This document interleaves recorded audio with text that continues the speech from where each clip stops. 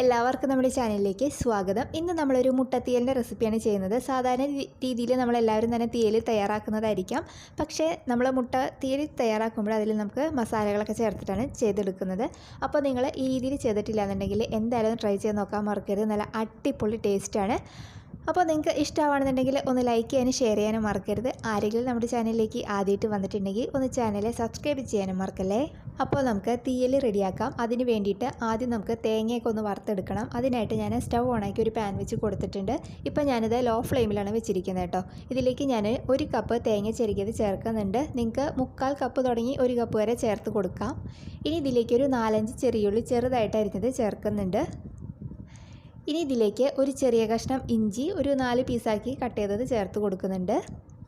ഇഞ്ചിയുടെ അളവ് കൂടി പോകണ്ട കേട്ടോ. ഇനി ഇതിലേക്ക് ഒരു 2 അല്ലി വെളുത്തുള്ളി ചെറുതായിട്ട് അരിഞ്ഞത് ചേർക്കുന്നുണ്ട്.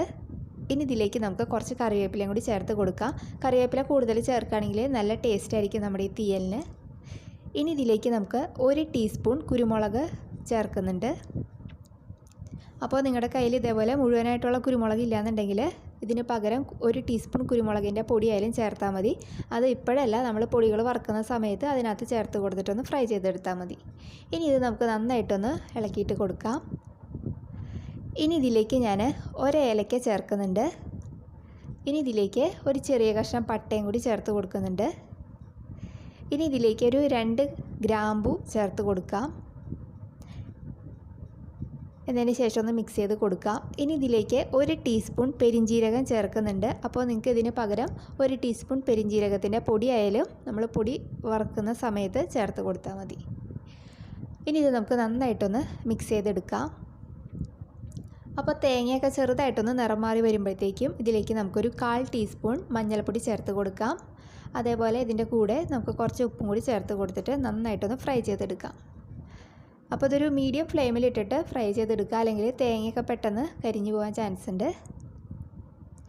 അപ്പോൾ അതവിടെ തേങ്ങയുടെ നിറമൊക്കെ ഏകദേശം മാറി വരാൻ തുടങ്ങുന്നുണ്ട്. ഈ സമയത്ത് നമുക്കിതിലേക്ക് 1 ടീസ്പൂൺ മല്ലിപ്പൊടി ചേർത്ത് കൊടുക്കാം.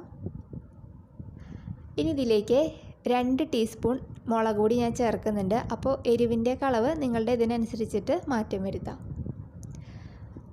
ഇതിന് നമുക്ക് നന്നായിട്ട് നല്ല ചുവക്കെ അത് വറുത്തെടുക്കാം. അപ്പോൾ അത് കരിഞ്ഞു പോകരുത്. അപ്പോൾ ലോ ടു മീഡിയത്തിലിട്ടിട്ടൊന്ന് ഫ്രൈ ചെയ്തെടുക്കാം കേട്ടോ. കരിഞ്ഞു പോയിട്ടുണ്ടെങ്കിൽ ഇതിന് നമ്മുടെ കറിക്കൊരു കയ്പ്പ് ടേസ്റ്റ് വരും. അപ്പോൾ അതുകൊണ്ട് നമ്മളിത് നന്നായിട്ടൊരു ലോ ടു മീഡിയത്തിലിട്ടിട്ട് നന്നായിട്ടൊന്ന് വറുത്തെടുക്കുക. അപ്പോൾ അതവിടെ നന്നായിട്ട് വറവായി വന്നിട്ടുണ്ട്. അപ്പോൾ ഈ ഒരു പാകത്തിന് ഞാൻ ഫ്ലെയിം ഓഫ് ചെയ്ത് വെക്കുകയാണ്. ഇതിനൊന്ന് നന്നായിട്ട് തണുത്തിട്ട് വരട്ടെ. അപ്പോൾ അതാ കുറച്ച് സമയം കഴിഞ്ഞപ്പോഴത്തേക്ക് ഇതിൻ്റെ ചൂടക്കാറി വന്നിട്ടുണ്ട്. ഇതിനി നമുക്ക് നന്നായിട്ട് മിക്സിയുടെ ജാറിലിട്ടിട്ടൊന്ന് പൊടിച്ചെടുക്കാം. അപ്പോൾ നിങ്ങൾക്ക് ഇത് പൊടിച്ചെടുക്കാൻ ബുദ്ധിമുട്ടാണെന്നുണ്ടെങ്കിൽ 1-2 ടേബിൾ സ്പൂൺ വെളിച്ചെണ്ണയോ അല്ലെങ്കിൽ വെള്ളമോ ചേർത്തിട്ട് നന്നായിട്ട് ഇത് അരച്ചെടുക്കാം. പക്ഷേ നമ്മൾ വെള്ളം ചേർക്കാതെ നന്നായിട്ട് പൊടിച്ചെടുക്കുന്നതാണ് ഏറ്റവും ടേസ്റ്റ്. അപ്പോൾ അത് നിങ്ങളുടെ സൗകര്യം പോലെ ചെയ്തെടുക്കാം. അപ്പോൾ ഞാനിതൊരു മിക്സിയുടെ ജാറിലേക്ക് ചേർത്തിട്ടുണ്ട്. ഇതിന് നമുക്ക് നന്നായിട്ടൊന്ന് പൊടിച്ചെടുത്തിട്ട് കൊണ്ടുവരാം. അപ്പോൾ അതാ ഞാനിവിടെ നന്നായിട്ട് പൊടിച്ചെടുത്ത് കൊണ്ടുവന്നിട്ടുണ്ട്. നമ്മൾ മിക്സിയിൽ ഒന്ന് പൾസ് ചെയ്ത് അടിച്ചിട്ടുണ്ടെങ്കിൽ കുറച്ച് സമയം കൊണ്ട് തന്നെ നമുക്ക് നന്നായിട്ട് ഇത് പൊടിയായിട്ട് കിട്ടും. അപ്പോൾ അത് നമുക്ക് മാറ്റി വയ്ക്കാം. ഇനി നമുക്ക് കറി റെഡിയാക്കാം. അപ്പോൾ അതിന് വേണ്ടിയിട്ട് സ്റ്റവ് ഓണാക്കി ഞാനൊരു പാൻ വെച്ച് കൊടുത്തിട്ടുണ്ട്. പാനിൽ ചൂടായിട്ട് വരുമ്പോഴത്തേക്ക് ഇതിലേക്ക് 2 ടേബിൾ സ്പൂൺ വെളിച്ചെണ്ണയാണ് ചേർക്കുന്നത്. ഇനി ഇതിലേക്ക് നമുക്ക് കുറച്ച് കറിവേപ്പില ചേർത്ത് കൊടുക്കാം. ഇനി ഇതിലേക്കൊരു 3 നല്ല എരിവുള്ള പച്ചമുളക് ചെറുതായിട്ട് അരിഞ്ഞ് ചേർക്കുന്നുണ്ട്. അപ്പോൾ എരിവിൻ്റെ അളവ് നിങ്ങളുടെ ഇഷ്ടത്തിനനുസരിച്ചിട്ട് മാറ്റം വരുത്താം. ഇനി ഇതിലേക്ക് ഒരു ചെറിയ സവാള ചെറുതായിട്ട് അരിഞ്ഞ് ചേർത്ത് കൊടുക്കുന്നുണ്ട്. എന്നതിന് ശേഷം നമുക്കൊന്ന് മിക്സ് ചെയ്ത് കൊടുക്കാം. ഇനി ഇതിലേക്ക് നമുക്ക് കുറച്ച് ഉപ്പ് ചേർക്കാം. ഇനി ഇത് നമുക്ക് ഒന്ന് നന്നായിട്ട് സവാള വാടി വരുന്നവരൊന്ന് വഴറ്റിയിട്ട് കൊടുക്കുക. അപ്പോൾ ഒരു മീഡിയം ടു ഹൈയിൽ വെച്ചിട്ടൊന്ന് വഴറ്റിയെടുക്കുക. അപ്പോൾ അതവിടെ നന്നായിട്ട് സവാള വഴന്ന് വന്നിട്ടുണ്ട്. ഇനി ഇതിലേക്ക് നമ്മൾ പൊടിച്ച് വെച്ചിരിക്കുന്ന നമ്മുടെ മസാല മിക്സ് ചേർത്ത് കൊടുക്കാം. എന്നതിന് ശേഷം നമുക്ക് ഒരു മീഡിയം ഫ്ലെയിമിലിട്ടിട്ട് 1-2 മിനിറ്റ് ഇതൊന്ന് കുക്ക് ചെയ്തെടുക്കാം. അപ്പോൾ അതവിടെ റെഡിയായി വന്നിട്ടുണ്ട്. ഇനി ഇതിലേക്ക് നമ്മൾ ആ മിക്സിയിൽ പൊടിച്ചെടുത്തില്ലേ അതിനകത്തേക്ക് ഒരു 2 കപ്പ് വെള്ളം ചേർത്തിട്ട് ഇതിനകത്തേക്ക് ചേർക്കുന്നുണ്ട്. ഇതിന് നമുക്കൊന്ന് മിക്സ് ചെയ്ത് കൊടുക്കാം. അപ്പോൾ ഈ സമയത്ത് ഇതിൻ്റെ ഉപ്പൊക്കെ ഒന്ന് ചെക്ക് ചെയ്ത് നോക്കുക. കുറവാണെന്നുണ്ടെങ്കിൽ കുറച്ച് ചേർത്ത് കൊടുക്കാം. പിന്നെ ഇതിലേക്ക് നമുക്ക് ആവശ്യത്തിന് കറിവേപ്പിലൊക്കെ ചേർത്ത് കൊടുക്കാം. ഇതിനി നമുക്കൊരു ഹൈ ഫ്ലെയിമിലിട്ടിട്ട് നന്നായിട്ട് ഇതൊന്ന് തിളച്ച് വരട്ടെ. അപ്പോൾ അതവിടെ നമ്മുടെ വെള്ളം ഇവിടെ നന്നായിട്ട് തിളച്ച് വന്നിട്ടുണ്ട്. ഇനി ഇതിലേക്ക് ഞാനൊരു 5 കോഴിമുട്ട ഉപ്പും വെള്ളവും ചേർത്തിട്ട് പുഴുങ്ങിയെടുത്ത് അതിൻ്റെ തോലൊക്കെ കളഞ്ഞ് വൃത്തിയാക്കി വെച്ചിട്ടുണ്ട്. ചെറുതായിട്ടൊന്ന് കട്ട് ചെയ്ത് കൊടുത്തിട്ടുണ്ട്. അപ്പോൾ ഇത് നമുക്ക് ഇതിനകത്തേക്ക് ചേർത്ത് കൊടുക്കാം. എന്നതിന് ശേഷം ഒന്ന് മിക്സ് ചെയ്ത് കൊടുക്കാം.